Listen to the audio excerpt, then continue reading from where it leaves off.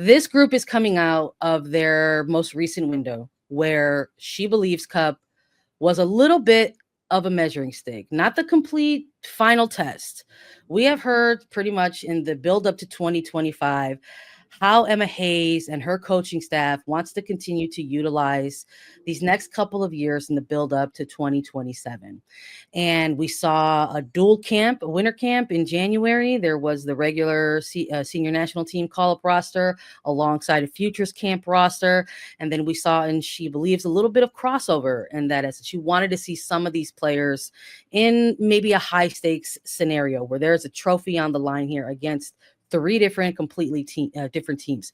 And so they fell short. They did not win that She Believes Cup. So folks who are tapping in to this April window, maybe even the casual that's coming in and saying, okay, you did not win that cup. You lost. Maybe that's a little bit of a failure. So maybe they're looking for a response. Onlookers are going to be viewing in and saying, you got to come in and win these games. So let's go maybe line by line. So for forwards, there was a little bit of news when this roster dropped. Everyone is really excited about Trinity Rodman being back into the mix of this forward core. There was a lot of discussion around Triple Espresso, how they were not so much involved in these camps kind of post-Olympic Games. Mallory Swanson is away from the team for personal reasons. Sophia Wilson is going to welcome a new baby. And Trinity Rodman has been pretty transparent about her ongoing back issues. It's something that she's been managing for some time. So when it comes to this particular position, there's a lot of players in the mix here, including Rodman back in. Let's stick with this for a little bit, because this is the marquee player that folks are in. For you, McCall, having had the experiences of being a professional athlete, needing to maybe manage an injury that affects you from time to time, what's it like kind of balancing the mental side of that when you are maybe trying to find your way back in to this mixer of the USWNT camp? Oh, it's super challenging. I mean, Trin came out and she said that she doesn't know if her back is ever going to be the same. And automatically people gasp, it's like, is she never going to be the same player again? No, it just means she has to do more prehab, more rehab, spend more time in the training room. And it just takes more work for her to get on that field every day. She's still going to be on that field. She's still going to be the player that she is. Don't panic, people. But it is difficult when you're struggling with an injury like that, and it just takes so much more added time, and then there's less mental release because you're always putting so much in to be on the pitch. So she's going to have to learn that new balance in her new body and her new life of what it's going to take for her to be on that field. And I don't reckon she's going to start. I don't think she's 90-minute ready, and they're just going to have to pace her into it and really manage her load. Darian, is that what Emma Hayes is telling Trinity Rodman right now? I'm sure. I mean, everybody's here for the long-term longevity health of a person, first of all, players second.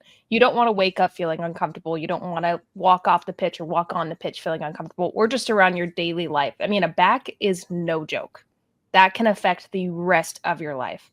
So I think they're really trying to take it easy, integrate her back in camp. I mean, just having Trinity Rodman's energy around and what she's accomplished, how fun she is, the level that she knows you have to play at to be a starter, to be a staple on this team, I think is so important just for that forward group to feed off of. So I'm sure that she's in there as even more of a leader from the sideline type of role, which is probably something very new for her in her career, let alone now having, I mean, McCall, we've both been through injuries, big injuries where, holy shit, I can't just, warm up for 5 minutes and start sprinting and start running and doing whatever on the pitch.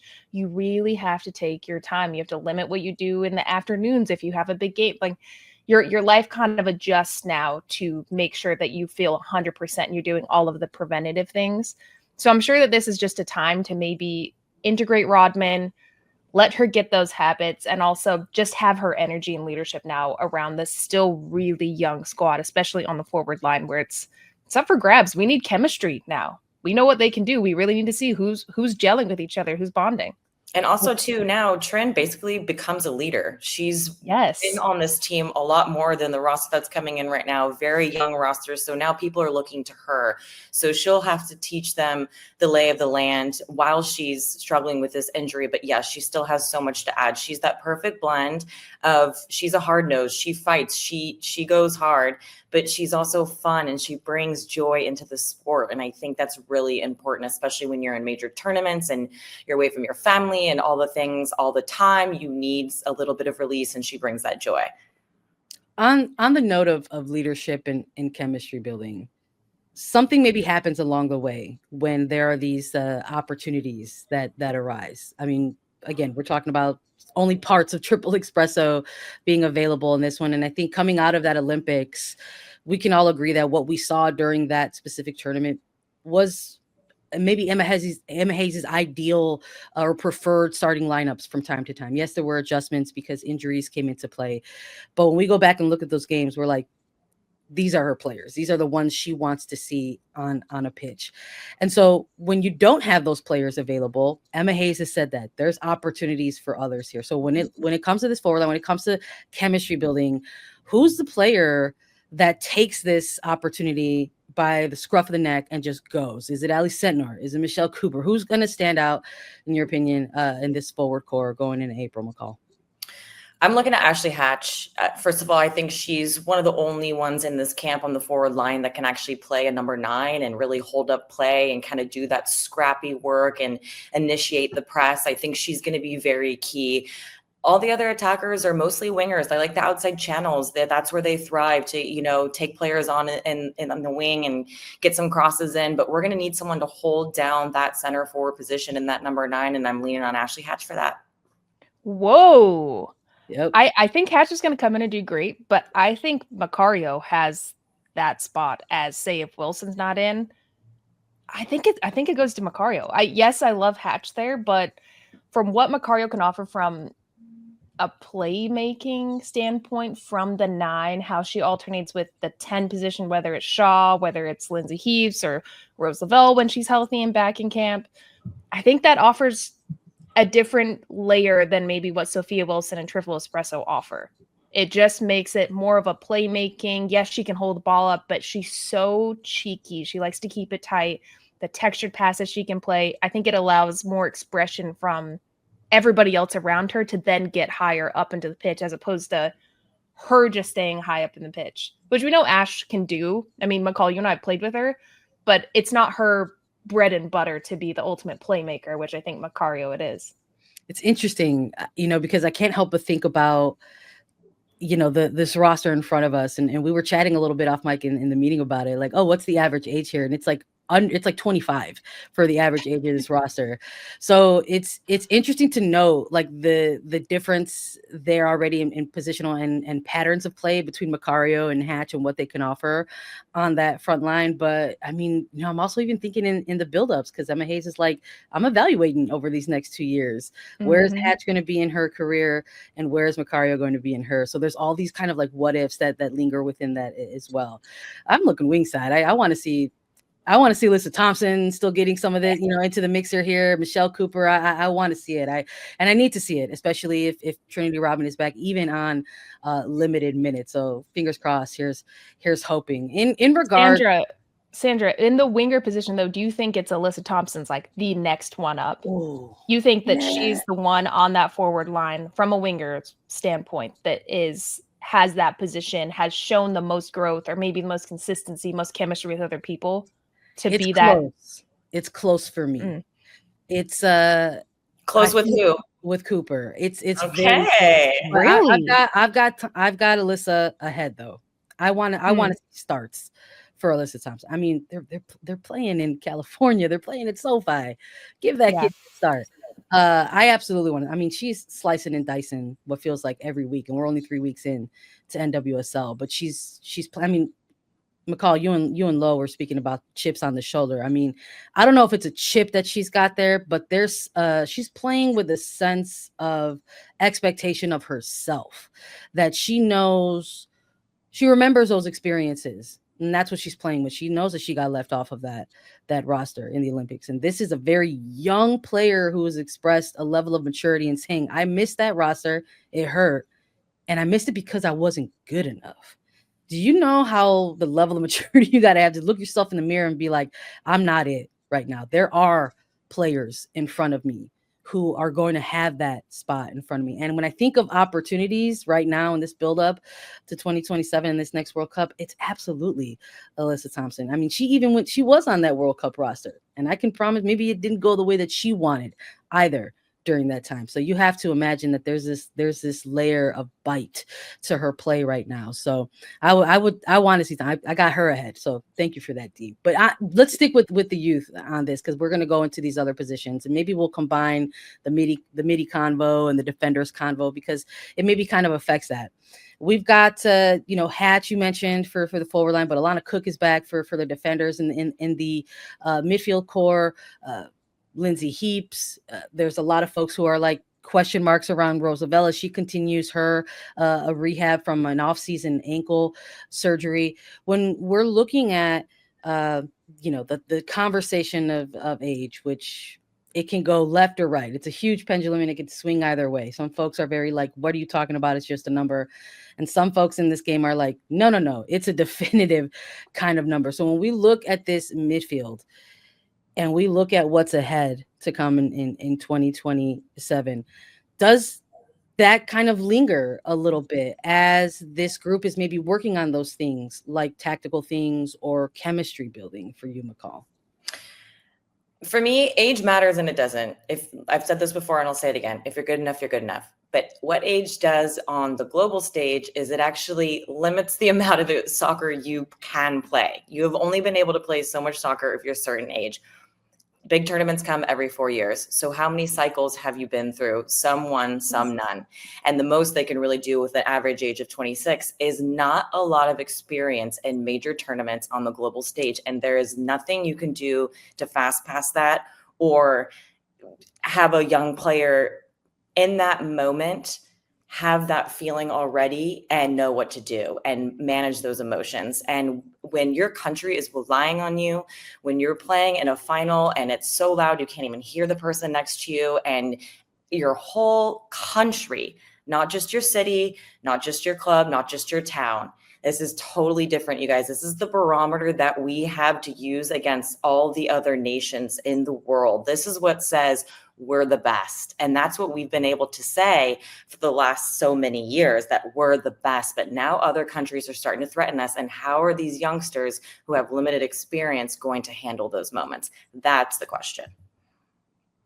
Ooh, that's such a good point, McCall. I mean, when I look at this as well, and Hayes, actually, I got to interview her a couple weeks ago, and she talked about how she's going to be harder this camp.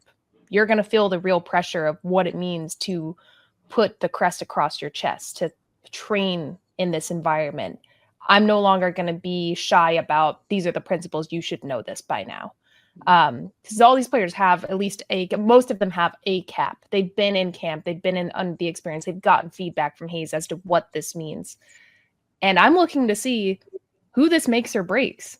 Mentally, that's tough. Emotionally, that's tough to come in and then still put whatever aside. You had a bad training day, whatever. Maybe you're having a bad training week. You step on the pitch for that game day.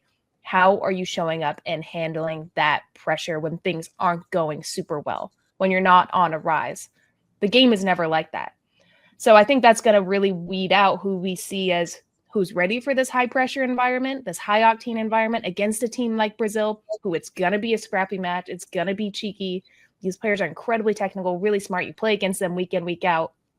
Now you're with a national team where they have a lot of chemistry together. It's gonna, I think, be evident who's ready and who's not, who needs more time and who's actually ready for that next level where, oh, we're really considering them for the next 2 years to be part of that main squad. I think that's fair. That, I mean, we mentioned how like maybe She Believes Cup was this moment to finally get some of these players in a high stakes position, but maybe this is the camp in the window where people think, oh, it's not so high stakes, it's just friendly. But maybe for the coaching staff, it is. It's maybe it is that measuring stick for what's going to happen in the summer windows for sure. Did you have a final thought, McCall? But for Emma Hayes to now change her approach, right? So she said in the Olympics she was a little bit softer. She just wanted to get chemistry and almost acting like their friend. And so now to all of a sudden have a stark change where she's being hard on them, and that could change the culture and rub it the wrong way. And it's a very delicate situation that if now she is going to be hard and putting pressure on them, it's going to be a transition, and that's going to be a lot for them to handle. But it's very much needed, because that's going to have these new players that are coming in grow fast and grow quickly, because they're going to need to get as much prep without the real thing as they can. And so she's got her work cut out for her and how she's going to do that. 100%. You know, similar to the forward core when we let off this segment, for the defenders, there was already a shakeup going right into this cat. Unfortunately, Tierna Davidson sustained an ACL injury out of an NWSL match on Friday. They officially announced that seems like she's going to be taking that with a lot of grace. She put a personal post up on her socials. But when we're looking at this, immediately we see the switch up. This is another window where there's dual camps. There's your senior national team that's going to be prepping for Brazil, and there's a U23 camp on the other side. And the coaching staff said, we're ready. They already got Giselle Thompson swapped into this defender core going into against Brazil. As far as Tierna Davidson's injury, we know what that means for her right now. She has to work at, getting back to form, going through her rehab position, whatever that looks like for her. She's got to navigate that. What does it mean for the future of this defense as they continue to build towards 2027, McCall? I mean, when we look at it, even Alana Cook doesn't have that many caps. And then we have Mickey in there, and Sonnet's going to really have to anchor that back line. I'm relying on her a ton. She impresses me every day, every year. She has been on every single roster all the time. She takes care of herself so well. She's always, for me, player selection is exactly that. You have to be available to be selected. If you're injured, if you're not available, then you can't be selected. Sonnet is always available for selection. So she's going to teach these young players how to prepare, how to take care of her body, how to manage their emotions on and off the field. And, like I said, Emma Hayes, now that she's going to come with a different attitude, it's going to be the players getting together and bonding and helping each other out and, creating that foundation if they are going to get the honeymoon phase is over. The Olympics was won.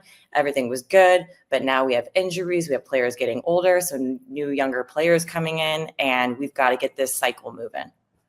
Well, looking at this too, Sandra, I actually want to throw this to you because at this too, this back line, Alana Cook, now Giselle Thompson, Dunn, Fox, Mickey Patterson, Riley Green, Sams, Sonnet. I mean, Sonnet's obviously somebody the U.S. can rely on to guide this back line. Is Dunn back in that true mix as far as a player that's maybe going to be a staple, even though the cycle, we got 2 years? It's tough because, we also, heard from Casey Kruger, right? Rodman's on record saying her back's never going to be the same. Casey Kruger's on record saying, she was one of those players that had, multiple exit interviews, right? With Emma Hayes. And she said that it sounds like they're going to operate and evaluate things, without her just due to where she's at in her career.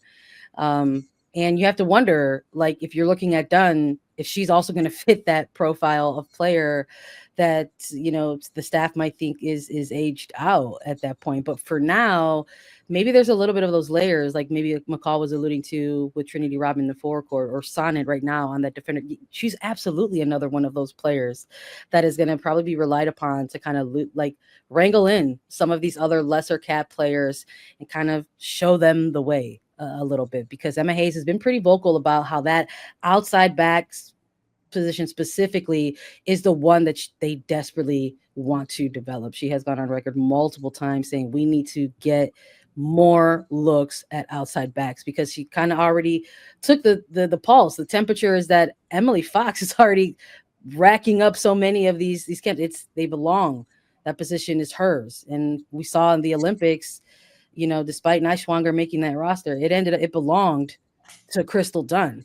There was no ifs, ands, or buts about that. And so that's what part of this is. So I like that Giselle Thompson was the swap in for Davidson. I hope she is another player that we get to see, some time against Brazil.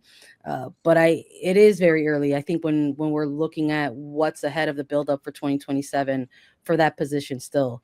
But I don't want to say I'm a Giselle Thompson truther just yet, but I'm pretty close. I'm getting pretty close, y'all. I'm getting pretty close. I still want to see it. And I want to see the sisters start together if we can.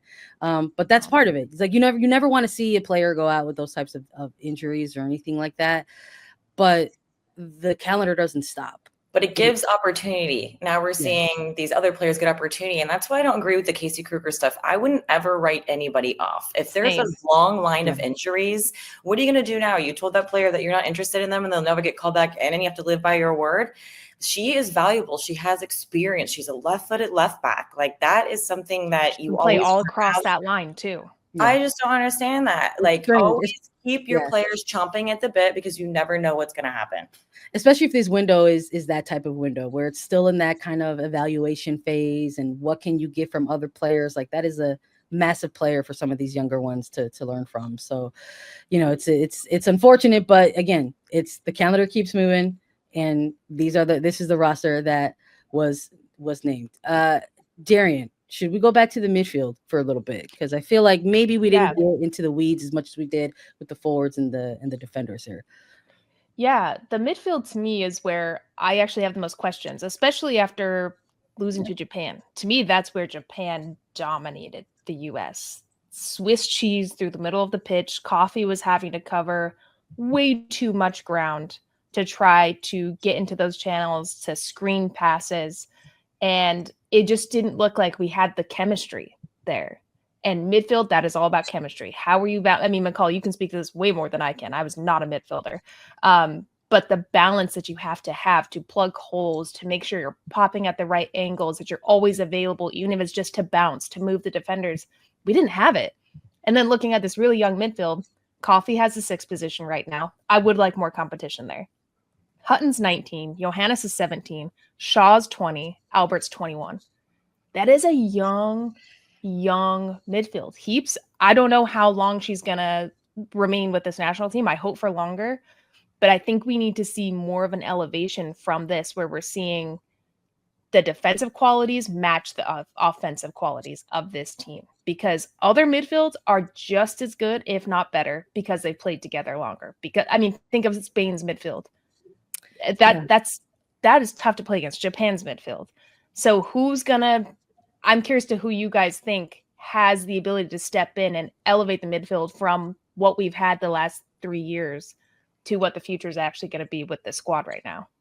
I just think we need more dynamic in our ability in the midfield. There are a lot of styled players that are kind of similar statures, similar style of play, offer similar things to the game.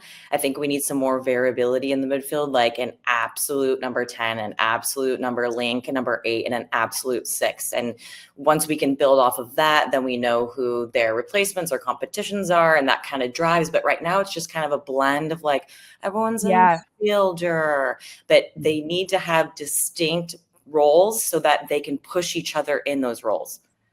Is this the position on the pitch where, similar to that front line, where they want to have a lot of overlap, where they want to have versatile players, where it kind of fits I was wondering here as well? Like, it's not so much seeing them operate as a midfield trio or a quad mid or whatever they want to put. Like, is it more just about having a front 6 versus just a line of here and a line of here? I do wonder, and I'm in agreement with you. It's been a question mark for a while. I mean, we saw even in the Olympics how rapid Coffee's ascension was, essentially. Once they had that hand was forced to make that adjustment, it was oh no, Coffee immediately became this type of almost irreplaceable player. And there were a little bit of nerves about what that was going to look like. Can Corbin Albert shift in? And I mean, everything ended up working out. But the fact that there are still those questions almost a year later from when they were building towards an Olympic roster that are present in 2025, I think it is a concern because you don't have Rose Lavelle here. And everyone's like, well, like she'll just get healthy and be back. And you're just like, sure, I guess we'll find out. Like, stay tuned. Never know. You never know. And something else we don't know. We've got goalkeepers back in the mix in this one. Jen Campbell's back. Mandy McGlynn's back. Valentina Joyce is sort of back? Question mark. She's spent some time with the team, but not in opportunities to where she can actually get minutes. She's been a training player at some point, and now she's going to be a goalkeeper that will be available for game days. It was interesting sitting on that roster announcement press conference with Emma Hayes. I asked her about the goalkeeper situation just because it was something that she's brought up. There is a timeline for her and the coaching staff. They are hopeful that they can kind of narrow that goalkeeper core post summer friendlies, like in the June window. And maybe that they're going to have their trio sort of moving forward to kind of build up caps into the 27-28 cycle. And so here comes Valentina Joyce, who at this point is uncapped. And Hayes mentioned that they want to work on her with things like relationship building, communication, kind of refer to the players as a little bit more introverted at times, a little bit more quiet. And you have to navigate things a little bit differently when you are in that role. So you can be a quiet, introverted person, but on the pitch, when in the goalkeeper mindset, they're looking for a little bit more. So I'm wondering if this is the time where we will see a debut for Valentina Joyce, because it almost sort of feels like that timeline that the coaching staff has set for themselves is getting really short to make some decisions. So this might be it. Do we see Valentina Joyce in net, Darian? I hope so. You're giving McGlynn, you're giving Campbell chances. Still wanting to see Kingsbury in the mix. It's the time to do it. You only have so many pressure cooked environments against heavy competition like a Brazil, where let's see what you do. And there's something really beautiful about it being your first game. You're young.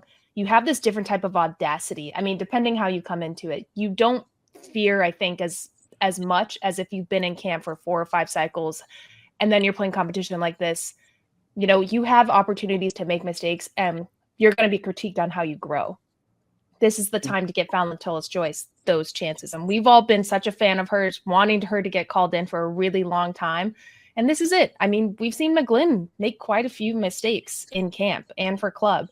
She still gets chances, which I love to see. Goalkeepers, I never want to be a goalkeeper because it's pressure. Yeah. And if you make one mistake, it can cost a game. Doesn't matter right now. McCall, so I think Valentina Joyce should get that. I'm in agreement with you. I'm here for PTJ. I want to see a start. Yeah. McCall, for you, as someone who has been a former teammate at the national team level of Alyssa Nayers, that chemistry building, that communication, the confidence. I've heard so often from players that there's just a layer of stability that came with knowing Nayer was there in net. So what are the things that you're looking for from this goalkeeper trio? Yeah, Alyssa was very calm, consistent, and diligent. She pushed the narrative. She made sure all the details were taken care of all the time.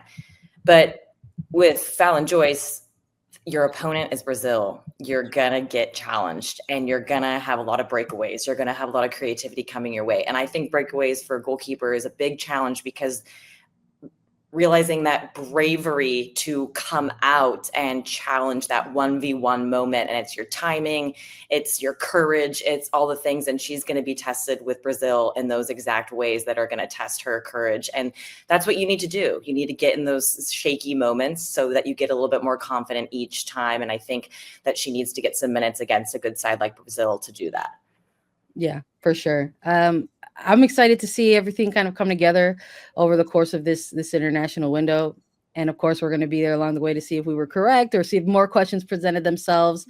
And this U.S. women's national team is building up to the 2027 World Cup. And U.S. Soccer is building up to the 2031 World Cup. They just announced a statement on their World Cup bid for 2031, saying that they're excited about the opportunity to co-host the 2031 FIFA Women's World Cup. And in collaboration with our CONCACAF partners, are committed to delivering a tournament that leaves a lasting legacy, one that elevates women's soccer across the world and inspires future generations and players and fans.